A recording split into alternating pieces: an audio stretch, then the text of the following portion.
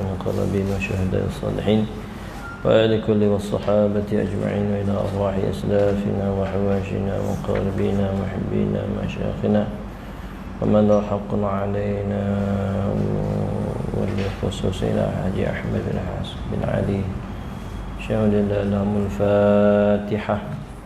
أعوذ بالله من الشيطان الرجيم. بسم الله الرحمن الرحيم. الحمد لله رب العالمين الرحمن الرحيم مالك يوم الدين إياك نعبد وإياك نستعين اهدنا الصراط المستقيم صراط الذين أنعمت عليهم غير المغضوب عليهم ولا الضالين. قال رب اشرح لي صدري ويسر لي أمري واحلل عقدة من لساني يفقهوا قولي.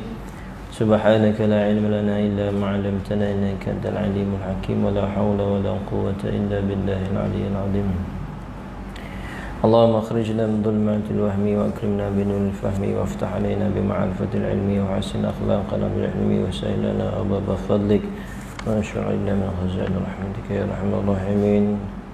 بسم الله الرحمن الرحيم. طه ما أنزلنا عليك القرآن لتشقى إلا تذكرة لمن يخشى تنزيلا ممن خلق الأرض والسماوات العلى.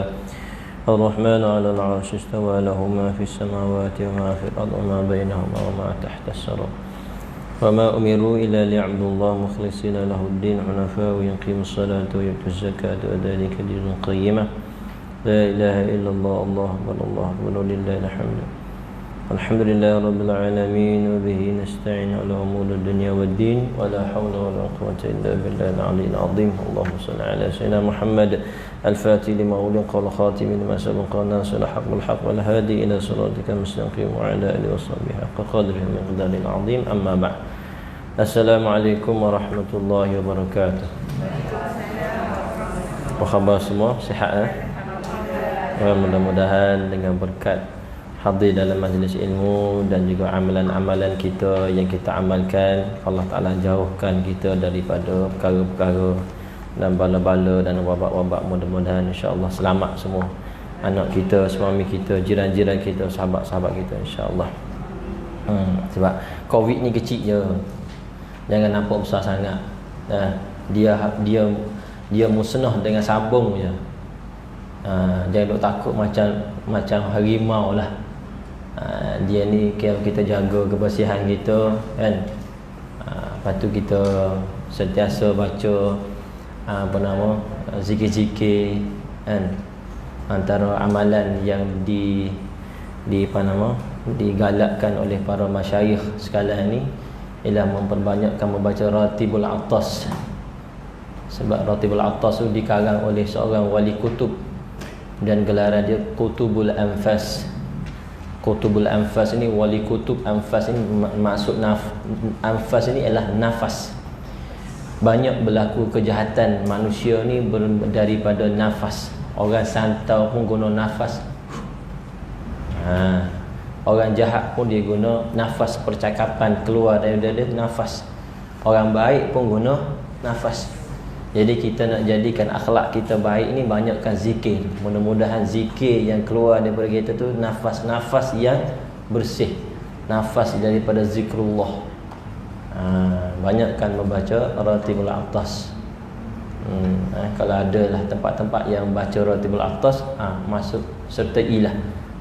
Kerana kelebihan bacaan Ratibul Atas tu boleh mengelakkan daripada terkena wabak dan juga balak. Kalau rumah dibacakan Ratibul Atas, terkena pencuri, kebakaran, sakit taun ahli keluarga seluruh. Dan siapa baca Ratibul Atas diselamatkan dia dan 40 jiran dia. Bayangkan kalau semua jiran baca Ratibul Atas. Ratibul Atas ni pengarangnya Habib Umar bin Abdul Rahman Atas. Moyang kepada, kalau kita kenal, Profesor Naqib Atas.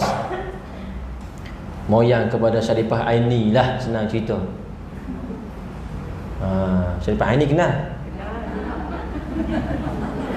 Kenal penyanyi je. Profesor Naqib Atas tak kenal? Dia seorang pemikir Islam. Dia yang menubuhkan satu pusat pendidik pemikiran Islam di Kuala Lumpur, Naqib Atas. Syarifah Aini tu memanglah dia tu kira keturunan penulis pengarang Ratibul Atas tu lah. Syarifah Aini bin Said Abdul Rahman, tak silap, Al-Attas. Al-Attas ni gelaran apa nama kabilah dia lah. Yang mula-mula mendapat gelaran Attas ni Habib Umar Abdul Rahman Attas. Sebelum tu dia tak ada Attas. Apa maksud Attas? Attas maksudnya bersing Attas. Diberi oleh ibu dia, kerana ibu dia sewaktu mengandung kepada Attas ni, Habib Umar Abdul Rahman Attas ni, dalam kandungan masa dia nak keluar tu dia bersing. Ada kata selepas dia keluar bersing. Lepas tu diberi gelaran Umar Abdul Rahman Attas. Itu kelebihannya kalau kita dapat kenali Ratibul Atas tu. Biasa dengar Ratibul Atas, tak dengar jarang. Orang Negeri Sembilan ni jarang banget beramal. Orang sebelah Johor, orang duduk di Muar, duduk Batu Pahat, Johor Bahru, sebab mereka ramai daripada Sayyid Homari daripada Yaman. Tu amalan apa nama mereka lah tu. Itu dia. Jadi kalau kita dapat beramal tu, kerana ratib tu umur dia dah 300 tahun lebih lah. Amalan dia tu. Dalam kitab-kitab Jawi kita pun ada Ratibul Atas. Dalam kitab, tak silap, dalam buku Berzanji dia tu, dalam kitab Berzanji ada di belakang tu ada ditulis dua ratib. Satu ratib Al-Haddad, satu lagi ratib Al-Atas dalam buku Berzanji. Cuma tak disebar luas dalam buku tu. Jadi kita kena kembalilah, nak mengelak daripada benda ni, kena menambahkan taqarrub kita dengan Allah Subhanahu Wa Taala. Baik, insya-Allah kita sambung kuliah kita muka surat 26. 28 dah. Oh, 28 dah. Oh, laju dah. Habis dah ni. Oh, kat lagi beli pulut kuning kita lah. Kena makan telur, bunga telur dulu, lepas tu baru pulut kan. Muka surat 28, nasihat ke-12. Bismillahirrahmanirrahim. Qala Syekh Mu'allif rahimahullahu ta'ala wa nafa'na bi'ulumihi fid darain. Amin Allahumma amin. Nasihat yang ke-12 daripada 25 nasihat daripada Imam Ghazali kepada anak murid dia yang tersayang, yang meminta, yang memohon panduan dan irsyad daripada Imam Ghazali untuk meneruskan kehidupan beliau. Maka dia minta nasihat daripada Imam Ghazali. Nasihat yang ke-12 ni tajuknya, setelah mengamalkan ilmu barulah engkau mengetahui hakikatnya, hakikat ilmu. Yang sebelum ni nasihat yang ke-11, beribadat mengikut aturan syariat. Mudah-mudahan fahamlah. Mana kita buat ibadat kena ikut kaedah dia. Ada peraturan-peraturan yang kita kena ikut. Katanya, wahai anakku yang tercinta. Wahai anakku yang tercinta, yang ni anak murid dia. Kita sekarang yang mengaji ni, mudah-mudahan kita tergolong sebagai anak murid Imam Ghazali, mudah-mudahan insya-Allah. Dan ketahuilah bahawasanya sebahagian daripada masalah yang engkau tanyakan kepadaku tak dapat dijawab dengan tulisan ataupun perkataan. Dalam bab ibadat kan, ditanya apa akan berlaku, apa akan jadi gini, macam-macam soalan orang mengaji, dan terutama dalam bidang ilmu-ilmu hakikat ni kan. Kata Imam Ghazali, aku tak dapat nak jawab semua masalah-masalah, soalan-soalan yang kau tanya, tetapi bila engkau telah sampai kepada hakikat halnya, iaitu setelah beramal dengannya, barulah engkau faham. Mana sebahagian daripada ibadat kita tak temu jawapan kecuali dengan kita beramal dahulu. Macam kita bak makan lah, orang kata nasi Arab situ ataupun sup flyover sedap. Nah, duk cerita gini-gini, hai, macam mana nak bayang pergi makan dulu. Bila makan, tak seperti dicerita lah. Baru tahu sedap tak sedap. Jadi beberapa ilmu ni nak tahu keberkesanan kelazatan ibadat, kena beramal. Tak beramal tak tahu. Kalau engkau belum sampai ke sana, yakni sampai kepada beramal yang betul-betul tu, maka engkau belum mengetahuinya, mengetahui hakikat amal ibadat tu. Kerana masalah-masalah ini adalah masalah zauqiyah. Apa zauqiyah ni? Mengecapi, merasai, itu makna zauqiyah. Ibadat yang dibahasakan rasa.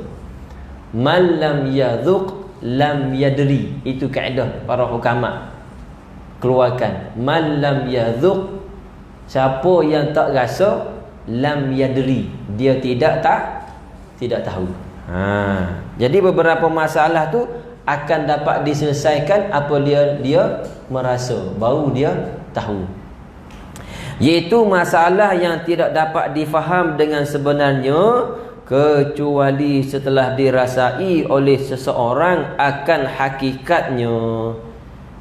Maka masalah-masalah yang seperti ini tidak dapat disifatkan dengan perkataan, tetapi mesti dengan dicuba dan dirasai. Seperti manisnya sesuatu yang manis dan pahitnya sesuatu yang pahit. Maka hal ini tidak dapat diketahui kecuali setelah dirasai. Kecuali dengan dirasai. Jadi kalau nak tahu kelebihan beramal ibadat solat duha misalnya, dah rasa ke belum kemanisan dia? Tak tahu. Dia kena buat betul-betul. Kemanisan solat tahajud dah rasa ke belum? Tak tahu. Kena buat betul-betul. Dia kena buat. Akhir sekali kita dapat rasa itu pula yang tak boleh dicerita dengan perkataan. Sebab tu geleng belakang. Bukan tak boleh rasa, dia boleh rasa, cuma nak cerita tak boleh. Sebab masalah ni masalah zauqi, bukan masalah tulis dengan perkataan, bukan masalah sebut dengan mulut. Sebab benda tu rasa tak boleh nak cerita, rasa tak boleh nak sebut. Sebab dia tanya, rasa macam mana solat duha? Tak tahu. Rasa dah tu, kan? Cuma kalau sebut pun sedap yang macam mana? Tak boleh nak cerita sedap macam mana. Dan nak tulis pun tak boleh. Nasi sedap, semua benda lain pun sedap, tapi nasi ni tak sama sedap dengan nasi sebelah. Tapi perkataan tulis sedap belaka, sedap sungguh. Yang ni pun boleh dua-dua, boleh tulis sedap sungguh, tapi sedap sungguh ni lain, sedap sungguh ni lain. Sebab benda tu zauqiyah. Bukan tak boleh rasa. Tahajud boleh rasa belaka, tapi nak cerita tak boleh. Hanya orang yang buat yang dapat rasa. Hanya orang yang istiqamah bangun tahajud, orang istiqamah solat duha, orang istiqamah dengan zikir, dia dapat rasa. Tapi nak cerita bagaimana rasa dia, tak boleh. Boleh rasa tak? Boleh. Tapi nak cerita, tak boleh. Tu dipanggil zauqiyah. Jadi beberapa amal ibadat nak tahu dia kena beramal. Tapi bila dah beramal, bila dah rasa, nak cerita tak boleh. Itu kata Imam Ghazali, laksanakan ibadat, kamu akan rasa ibadat tersebut. Macam orang mandi berzikir, macam orang mandi baca Quran. Ada seorang habib bila bulan Ramadan, dia tak baca Quran pada siang hari, takut batal puasa dia. Orang tanya, kenapa tak baca Quran tengah hari, babe? Sebab aku baca Quran rasa macam madu kat leher. Kita rasa kering tekuk. Dia rasa madu. Bila kelar takut batal puasa. Jadi dia baca Quran pada waktu malam. Betul? Itu rasa dia. Kita nak buat boleh. Tak rasa madu pun. Itu rasa dia. Rasa kita rasa sikit tekuk. Kering tekak lah leher kita ni. Itu rasa lain-lain. Zauqiyah ni lain-lain. 20 orang, 20 zauqiyah dia berbeza-beza. Rasa lain-lain, lidah lain-lain, perasaan rohani dia lain-lain. Tu payah nak cerita, susah lah. Seperti dihikayatkan bahawasanya ada seorang yang mati pucuk. Mati pucuk dipanggil dalam bahasa Arabnya Inni nama dia. Mati pucuk. Orang lelaki mati pucuk. Seorang yang mati pucuk menulis surat kepada kawannya. Dia ni mati pucuk. Tahulah mati pucuk kan? Tak berfungsi. Dan dalam surat tu meminta daripada kawan tu. Dia tulis surat, hantar pada kawan. Dalam surat tu dia minta daripada kawan dia menerangkan kepadanya kelazatan jima' itu bagaimana. Jima' ni bersama dengan isteri. Dia mati pucuk. Minta maaf lah, kena ceritalah dalam kitab ni. Dia tanya kawan dia, cuba cerita sikit jima' dengan isteri ni bagaimana rasa. Dia mati pucuk. Lalu kawannya tadi menjawab, sebenarnya sebelum ini aku hanya tahu bahawa engkau dibalakan, yakni diuji dengan penyakit mati pucuk saja. Aku tahu ni kena penyakit mati pucuk je. Dan sekarang aku tahu bahawa engkau bukan hanya sekadar kena mati pucuk, tapi ditambah lagi satu penyakit. Bodoh ni. Kalau bahasa kita sekarang bangang. Aku nak cerita macam mana mati pucuk. Buat apa aku cerita, tak ada guna, dia kata. Kerana kelazatan jima' itu hanya diketahui dengan melalui rasa. Kahwin lah. Lepas tu syarat dia tak mati pucuk. Kalau mati pucuk tak jadi juga. Oh bodoh, dia kata dia ni. Ni cerita lah ni. Nak bagi faham tentang zauqiyah tu. Bila dicuba baru diketahui. Jikalau engkau belum pernah mencubanya, maka engkau sudah pasti tidak akan mengetahuinya. Hal ini tak dapat diketahui dengan perkataan atau tulisan. Begitu juga gembira, rasa gembira boleh cerita. Boleh. Cuma boleh nampak kelakuan. Kelakuan gembira ni sengih macam kerang, tengah-tengah dah. Kalau sedih, nampak pada apa nama zahir sedih. Tak mucung mulut, boleh sipu mucung dia tu. Tu sedih. Begitu dah orang yang rasa ibadat dia dengan Allah Ta'ala. Nampak apa nama cahaya dia, nampak ketenangan diri dia, tu zahir dia. Tu tanda dia dah rasa kemanisan ibadat dia. Tu dia. Jadi nasihat yang ke-12 ni tak dapat nak dipanjangkan oleh Imam Ghazali. Dia bagi nasihat pun setakat tu je. Tu je dia bagi tahu. Tak boleh nak dipanjangkan sebab rasa dulu. Nak rasa manis berzikir. Ada orang manis berzikir kan. Kalau zikir tahlil tu, dia rasa manis. Akhir sekali sedapnya zikir dia tu, yang dikeluar hanya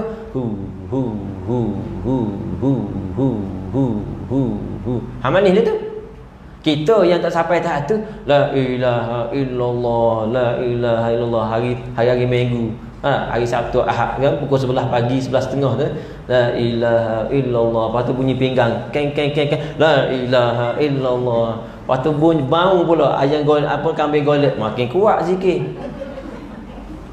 Sebab tu je manis kita dengan ada maksud dunia. Manis orang betul-betul beribadat ni tak ada kira. Itu dah kita, orang kita yang lemah ibadat ni, zikir tengah-tengah hari kan. Orang jemput datang rumah lah, ada zikir sikit. Lepas tu dia la ilaha illallah, la ilaha illallah. Tengah-tengah la ilaha illallah tu, sila. La ilaha illallah. Siap sudut tepi lagi. Sini. La ilaha illallah, mulut la ilaha illallah, la ilaha illallah. Apa jadi zikir macam tu? Tu kata zikir yang hanya tak dirasa. Tapi kalau orang betul zikir tu la ilaha illallah, paling sampai tahap dia tu keluarnya bukan lagi la ilaha illallah, hu Allah Allah. Hu tu dia. Betul lah pada lafaz Allah tu complete. Kalau buang lafaz Allah, lafaz perkataan huruf Allah, alif, lam, ha, semua tu kembali semua kepada Allah. Buang alif, dia jadi apa? Dia jadi lillah. Allah memang lafzul jalalah, alif, lam, ha, Allah. Kalau dibuang alif, jadi lam, ha. Baca macam mana? Lillah, bagi Allah juga. Kalau dibuang lam, jadi lam, ha, lahu, baginya. Nya siapa? Allah. Buang lam satu lagi, tinggal hu, dia Allah al-haq. Mana semua balik pada Allah Ta'ala. Tu keindahan kalimah Allah. Kalau kita kajilah, kalau kita pelajari, itu dia. Mudah-mudahan kita dapat sedikit kepahaman tentang ni. Satu lagi, kita ambil nasihat yang ke-13. Nak cerita panjang tak boleh, benda zauqiyah kan. Nak cerita panjang, Imam Ghazali pun cakap tu je. Nasihat yang ke-13, 4 sifat kesempurnaan bagi orang yang salik. Salik, apa makna salik? Salik ini orang yang berjalan ke jalan akhirat, dipanggil salik. Daripada hadis, man salaka tariqan, siapa yang berjalan pada satu jalan, man salaka tariqan fi talabil ilmi, sahhalahullah ila tariqil jannah. Allah Ta'ala akan pemudahkan jalan dia ke syurga. Man salaka, ni kita ni salik lah ni. Salik yang peringkat permulaan, nak menuju kepada jalan akhirat. Wahai anakku yang tercinta, kata Imam Ghazali, wajib ke atas orang yang salikin, yakni yang menjali jalan akhirat, bahawa ia menyempurnakan 4 macam sifat-sifat. Dia kena nak berjalan ke jalan akhirat, kita ni kena sempurnakan 4 sifat. Ni tak dapat tidak, mesti. Maka kita kena pastilah diri kita ni sudah sampai tahap ni tak tidak. Kena cek lah. Yang pertama, i'tiqad yang benar, yang tidak ada bid'ah di dalamnya. Mana i'tiqad kita berkenaan dengan Allah Ta'ala, i'tiqad berkenaan dengan Rasul, i'tiqad berkenaan dengan perkara-perkara gaib, dah betul mengikut akidah ahli sunnah wal jamaah ataupun tidak, ataupun sebaliknya dikatakan ahli bid'ah. Golongan yang tidak sama dengan ahli sunnah wal jamaah dikatakan bid'ah. Siapa yang ahli sunnah wal jamaah? Yang sumbernya pada Al-Quran, hadis, ijma' dan qiyas. Kalau ambil Quran, hadis saja, itu bid'ah. Bid'ah. Tak nak guna kitab-kitab ulama, menolak pandangan-pandangan ulama ahli sunnah, tak nak. Itu bid'ah lah tu. Jadi kita kena pasti. Maka alhamdulillah, kita pelajaran kita, pengajian kita berlandaskan i'tiqad yang benar. Pengajian kita daripada pengajian Abu Hasan Asy'ari, Imam Abu Hasan Asy'ari rahimahullah ta'ala, dan juga Imam Abu Mansur Maturidi dalam bab i'tiqad. Itu syariat kita. Dan kita kena pastikan kita semua ini dalam bab i'tiqad sudah selesai. Mana pengajian kita, pengajian akidah kita, pengajian i'tiqad kita, ahli sunnah wal jamaah dalam bab akidah mengikut manhaj ahli sunnah wal jamaah dari segi akidah yang disusun oleh Abu Hasan Asy'ari. Itu kena ingat. Mana pengajian kita, pengajian sifat 20. Mana kena ada lah tu. Dan kita pun kena cek. Kalau kita seorang isteri, suami kita dah pasti kau dia belajar bab ni. Bahkan benda ni wajib pelajari sifat 20. Dan dalam bab i'tikad mengenal Allah Ta'ala. Suami kita, kalau ada suami lagi lah. Kalau tak ada suami, anak kita, anak lelaki kita yang akan menjaga kita, yang sedang menjaga kita, dia mengaji tak bab ni? Tak kisah dia kerja jawatan besar, ada jawatan apa pelik-pelik ke, apa juga, kalau dia orang mukmin, orang Islam, berpegang ahli sunnah wal jemaah, dia kena mengaji sifat 20 dan faham, bukan menghafal, faham. Tu yang pertama. Dia kena lepaskan dulu. Yang kedua, setelah betul i'tikad dia, benar i'tikad dia, bukan daripada ahli bid'ah, bertaubat. Sifat yang kedua, bertaubat dengan taubat nasuha, sehingga ia tidak akan kembali mengerjakan dosa yang pernah dilakukannya. Ini nak berjalan kepada Allah Ta'ala. Betul dulu akidah, betul kemah dulu akidah dia, mana yang mengenal Allah Ta'ala, sifat Allah Ta'ala bagaimana, zat Allah Ta'ala tu bagaimana, sifat makhluk macam mana, daripada sifat wujud hingga sifat kalam Rasul macam mana, sifat-sifat Rasul dan perkara-perkara ghaib, itu ba'tikad. Lepas semua tu, barulah dia pun bertaubat. Maka kalaulah nak taubat ni, kalau sebelum ni dia tak belajar, tak menuntut ilmu, taubat dia dengan menuntut ilmu. Istighfar, astaghfirullah, aku dulu tak mengaji, taubat. Mula-mula tu taubat, marhalah yang pertama, cari ilmu dulu. Betulkan ilmu. Lepas tu bila dapat ilmu, barulah beramal ibadat, solatnya, puasanya, ataupun serentak dalam masa yang sama, tak kisah, boleh. Betulkan taubat nasuha. Setelah dia melaksanakan taubat sifat yang kedua, betul akidah dia, kemudian bertaubat pada Allah Ta'ala, menyesali segala kesilapan dia dan berazam tidak meninggalkan kesilapan dia, menyesali dengan dosa yang dilakukan dan berazam tidak mengulangkan dosa. Ni rukun taubat ada 3. Rukun taubat ada 3. Pertama, meninggalkan dosa. Maka kita kena renung kembali dosa yang kita buat yang 20 tahun dulu. Yang kita ingatlah. Kalau tak ingat, tak apa. Kalau boleh, tolong ingat. Cuba ingat. Dah cuba tak dapat ingat, tak masalah, tak ada apa. Yang kita buat 20 tahun dulu, 30 tahun dulu, cuba ingat kembali. Rasanya biasanya dosa kita ingat. Berbanding dengan kebaikan. Sebab kita ni orang baik-baik. Orang baik-baik dia mudah ingat dosa berbanding dia ingat baik. Kalau orang tu orang tak baik, dia suka ingat kebaikan berbanding dia ingat dosa. Boleh faham tak? Orang tak baik dia suka ingat kebaikan, dia tak ingat dosa. Orang baik dia ingat dosa, dia tak ingat kebaikan. Sebab apa? Ikhlas. Orang ikhlas dia tak ingat bila aku sedekah ni, tak. Iyalah. Tu ikhlas tu. Kalau orang tu tak ikhlas, ingat tak aku bagimu 1000 dulu, aku tolongmu, ingat tak? Dia yang tolong dia ingat. Orang yang kena tolong tak ingat sebab dia ikhlas terima.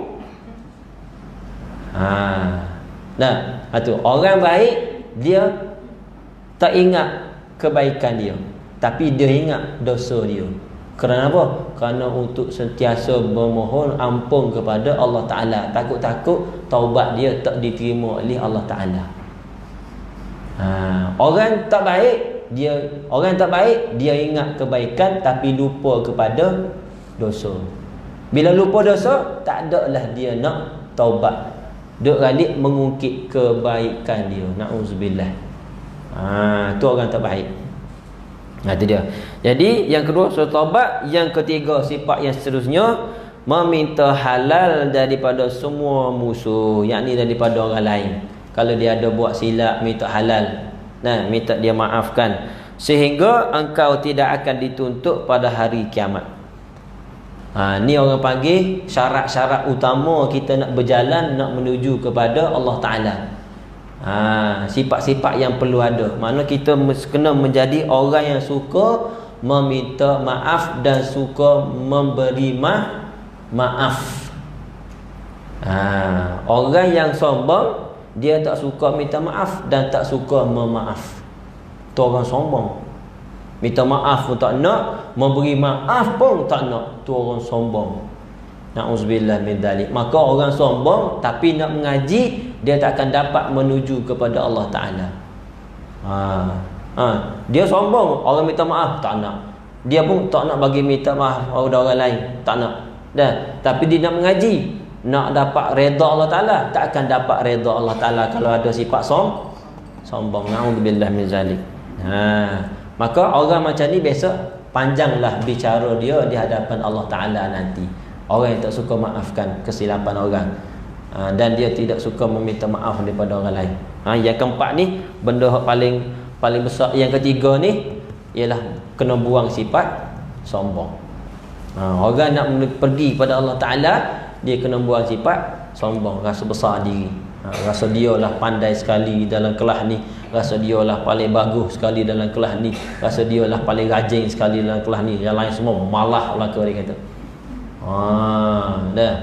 Yang lain semua penidur lah, aku seorang jenis jaga, dia kata. Bukan sinilah part lain. Dalam hati, ya, dia tengah nulis ni, tengok kawan dia tidur, tidur mengaji. Maka kalau dalam hati mempelihkehkan sahabat pengajian, astagfirullah, kena cepat-cepat istighfar. Bahaya kalau kita duduk mengaji agama tapi ada sifat sombong. Bahaya, sangat-sangat bahaya. Batullah kena tawaduk, lawan dia kena tawaduk. Bagaimana tawaduk? Merendah diri. Bagusnya awak, saya tak dapat gini. Tu memang dia ada orang yang mulia ni, orang baik, dia tak nampak kebaikan dia nampak kebaikan orang lain. Bagusnya awak, pandailah awak ni.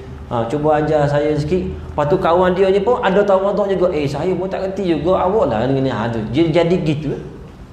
Tapi kalau kawan dia tu ada sombong, memang aku memang pandai, aku kerti. Betul lah. Dalam menuntut ilmu, sesama penuntut ilmu, dia kena saling merendahkan diri. Baru dapat ilmu, baru ada faedah, dapat manfaat daripada menuntut ilmu. Habis. Yang ketiga, buang sombong. Barulah yang keempat, mempelajari ilmu-ilmu syariat, yang mempelajari ilmu-ilmu syariat untuk engkau dapat menunaikan segala perintah Allah Ta'ala. Barulah boleh masuk ilmu. Dan juga mempelajari ilmu-ilmu akhirat yang dapat menjamin keselamatanmu di hari akhirat. Baru sini. Mana kena bersih dulu. Bersih batin kita, bersihkan tauhid kita hanya kepada Allah Ta'ala, bersihkan masalah. Sebab apa? Ilmu ini adalah cahaya. Ilmu ni cahaya. Kata Imam Syafi'i, al-ilmu nurun. Ilmu itu cahaya. Wa nurul la yuhda lil 'asi. Ilmu itu tidak diberi kepada orang yang bermaksiat. Maksiat yang paling besar ialah syirik. Sebab itulah sifat yang pertama, bersihkan i'tikad. Jadikan i'tikad yang benar kepada Allah Subhanahu Wa Taala. Itu sebab nak masukkan ilmu ni, nak masukkan ilmu, nak beramal dengan perintah-perintah Allah Ta'ala. Ni tiga yang di atas tu penting sekali. Yang keempat ni tak apa dah, nak masuk je, bahan nak dimasukkan, belajar. Betul lah. Benda ni bila berlaku? Setiap masa. 3, 4 ni, 1, 2, 3, 4 setiap masa. Kalau kita datang menuntut ilmu, dah istighfar dulu, astagfirullahalazim, duduk dalam kelas, astagfirullahalazim, itu bertaubat. Lepas tu kita mulakan dengan syahadah kita tu. Kita nak datang majlis ilmu berwuduk, kan? Berwuduk tu kita baca doa, asyhadu an la ilaha illallah wahdahu la syarikalah. Tu syahadah kita. nak mentauhidkan Allah Taala. Wa asyhadu anna Muhammadan abduhu wa rasuluh. Itu kena baca doa lepas wudu. Siapa baca doa lepas wudu, Allah Taala bukakan semua pintu syurga kepada dia, dan dibuka pintu langit. Lepas pada tu Allah Ta'ala, Nabi SAW ajar kepada kita, lepas berwuduk baca inna anzalnahu fi lailatul qadr. Maka Allah Ta'ala akan beri kepada dia darjat 100 darjat mengikut bilangan huruf yang ada dalam surah Al-Qadar tersebut. Inna anzalna, ada berapa huruf, Allah Ta'ala akan beri darjat mengikut bilangan huruf yang ada pada inna anzalna sampai akhir. Dah baca doa, lepas tu baca inna anzalna. Maka kita datang majlis ilmu lengkap dengan 4 sifat tadi. Minta maaf dengan orang kelikalan dah. Sekarang ni nak bersalam tak boleh kan. Gini je lah. Mudah-mudahan insya-Allah habis. Jadi 4 sifat ni kita kena sempurnakan. Setiap masa kita hadir majlis ilmu, kita sentiasa berwudu, kita beristighfar pada Allah Ta'ala, minta Allah Ta'ala masukkan ilmu yang kita pelajari dan faham, dan kita beramal dengan ilmu yang kita pelajari. Ilmu sekarang ni macam mana nak beramal dengan ilmu sekarang ni Ustaz? Yang kita mengaji ni ilmu macam mana? Dah beramal lah. Dah beramal satu-satu yang saya sebut tadi, berwudu, syahadah, istighfar, dah minta maaf dalam hati dengan sahabat-sahabat. Sekiranya ada silap, lepas tu belajar. Yang keempat ni belajarlah. Belajar apa yang kita belajar dalam fiqh ke, tasawuf ke, apa saja. Mudah-mudahan insya-Allah. Habis kat ni, kita masuk nas yang seterusnya akan datang, nasihat yang ke-14, wasiat Imam Asy-Syibli rahimallahu taala. Wallahu a'lam. Kita ada nak molek Ustaz dah. Molek.